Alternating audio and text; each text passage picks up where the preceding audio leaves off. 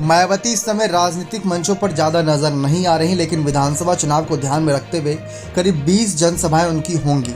लेकिन इन सब के बीच मायावती ने इन विधानसभा चुनाव में अपने भतीजा आकाश आनंद, जो पार्टी कोऑर्डिनेटर हैं, उनको आगे किया और उन्होंने सारी तैयारियां करी।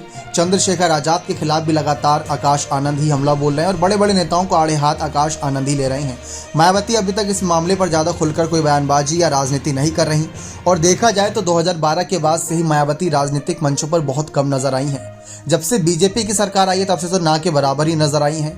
2022 की विधानसभा चुनाव में इनकी पार्टी का सिर्फ एक विधायक बचा, तो इस बात से अंदाजा लगाया जा सकता है कि मायावती की पार्टी लगातार कहीं ना कहीं गिरावट दर्ज कर रही है। वोट परसेंटेज भले ही दलितों का अच्छा खास समर्थन आज भी नहीं मिल रहा हो, अलग अलग समाज के वोट मिल रहे हो, लेकिन मायावती को सीटें नहीं मिल रही। अब सीटें नहीं मिल रही, नेता नहीं जीत रहे, तो नेता फिर पार्टी से क्यों जुड़े? और पार्टी में भगदड़ और बगावत एक वजह से हो सकती है, एक नहीं बल्कि दो वजहों से। पहला ये कि मायावती का कोई रैली ना करना, जनता से दूर रहना। जब आप सत्ता में थे तो आप जनता के बीच थे, आपने आंदोलन करने छोड़ दिया, आपने आवाज़ उठाना छोड़ दिया। अगर देखें तो मायावती की राजनीति सिर्फ सोशल मीडिया तक सीमित रह गई है। कोई पोस्ट कर देती हैं या फिर कोई जानकारी प्रेस रिलीज के जरिए दे देती, इसके अलावा इनकी कोई बड़ी आंदोलन, कोई रैली नज़र नहीं आती।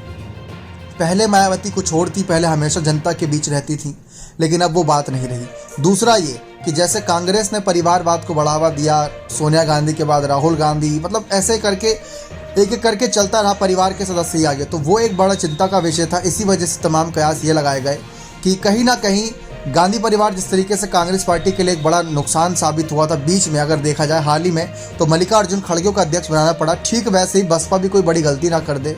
बसपा की सुप्रीमो मायावती भी कहीं ना कहीं सोच रही होंगी कि आकाश आनंद को अब अध्यक्ष पद की जिम्मेदारी दे दें, लेकिन अगर उन्हें अध्यक्ष पद मिल जाता तो आप उस बात से अंदाज़ा लगाइए, जो पार्टी में 20, 25, 30 सालों से नेता हैं जिन्होंने बसपा का शुरुआत से साथ दिया और वो उम्मीद लगाए बैठे कि आज नहीं तो कल उन्हें कोई और बड़ी जिम्मेदारी मिलेगी, पार्टी की जिम्मेदारी मिलेगी। और अगर आकर आकाश आनंद, जिनको राजनीतिक एक्सपीरियंस ज़्यादा नहीं है, अगर उन्हें सीएम का दावेदार बना दिया जाता है या अध्यक्ष पद का दावेदार बना दिया जाता है तो पार्टी कई नेता नाराज़ हो सकते हैं।